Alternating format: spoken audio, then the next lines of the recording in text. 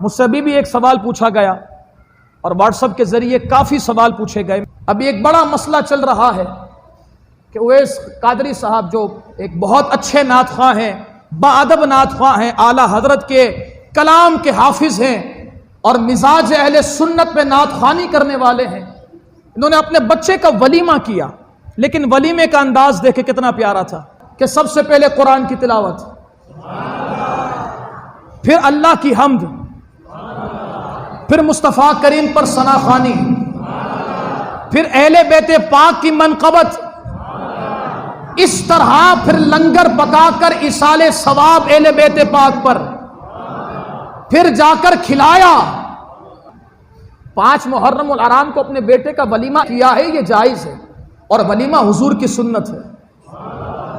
اور کیسی سنت ہے؟ ایک صحابی رسول حضور کی بارگاہ میں حاضر ہوئے، حضور نے فرمایا شادی کر لی ہے، نکاح کر لیا ہے؟ عرض کی حضور کر لیا ہے۔ فرمایا کہ جاؤ جا کر ولیمہ کرو۔ عرض کی حضور کچھ بھی نہیں ہے۔ فرمایا ولیمہ کرو اگرچہ ایک بکری ہی کیوں نہ ہو۔ یہ ولیمے کے لیے حضور فرما رہے ہیں، اور اویس قادری نے اپنے بیٹے کا ولیمہ کیا۔ اس پر جتنی بدتمیزی ہونی تھی وہ ہوئی ہے، آپ نے دیکھا ہوگا۔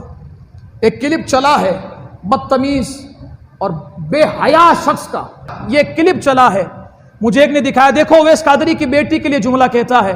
میں نے کہا مجھے اس پر تعجب نہیں ہوا، خدا کی قسم مجھے اس پر تعجب نہیں ہوا کہ اویس قادری کی بیٹی کے بارے میں اس نے جملے کہے ہیں۔ کیوں؟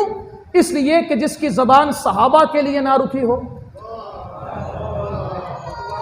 جس کی زبان بے لگام سے صحابہ پر برے برے الزام لگائے گئے ہوں، بلکہ العیاذ باللہ حضور کی محبوبہ سیدہ طیبہ طاہرہ سیدہ عائشہ صدیقہ بنت صدیق رضی اللہ تعالی عنہما، ان کے لیے جس نے بے حیائی اور بے غیرتی والے الفاظ بولے تو اس سے ان جملوں کی توقع تھی ہمیں کہ یہ جملہ بولے گا، اور اس نے جملہ بول کر اس بات کو تو ثابت کر دیا ہے کہ یہ منبر کے لائق نہیں ہے، یہ مصلی مصطفیٰ کریم کے لائق نہیں ہے۔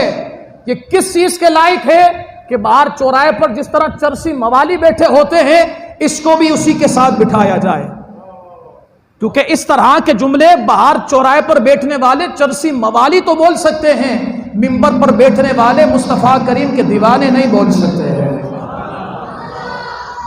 اور ایک اور بات، بڑے جملے اس نے کہے، کس پر اعتراض کیا؟ ولیمے پر جو حضور کی سنت ہے، توجہ رکھیے گا، مسواک پر جو حضور کی سنت ہے، سرمے پر جو حضور کی سنت ہے، غسل پر جو حضور کی سنت ہے، ان چیزوں پر اعتراض کیا۔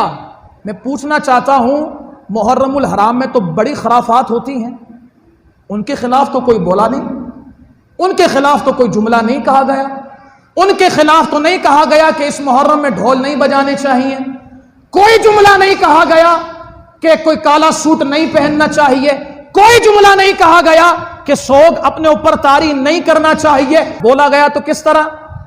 جیسے کوئی اویس قادری صاحب نے کوئی بہت بڑا جرم کر دیا، اویس قادری صاحب نے بہت بڑا کوئی گناہ کر دیا، جائز کام پر کسی کی بیٹی کو تان دینا، جائز کام پر کسی مسلمان کو مطعون کرنا، یہ کسی صالح عالم دین کا طریقہ نہیں ہو سکتا ہے۔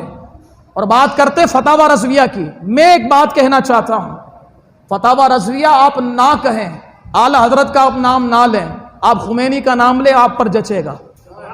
ہاں، آپ باقر مجلسی کا نام لیں، آپ پر جچے گا۔ آپ اعلیٰ حضرت کا نام نہ لیں۔ آپ نے کہا اعلیٰ حضرت علیہ رحمٰن نے لال سوٹ پہننے کا منع فرمایا، بالکل منع فرمایا، لیکن ایک سوال ہوا کہ ماہ محرم میں شادی بیاہ سے روکا جاتا ہے، تو اعلیٰ حضرت علیہ رحمٰن نے 24ویں جلد میں فرمایا ہے کہ محرم الحرام میں شادی سے روکنا یہ سوگ ہے، اور یہ سوگ حرام ہے۔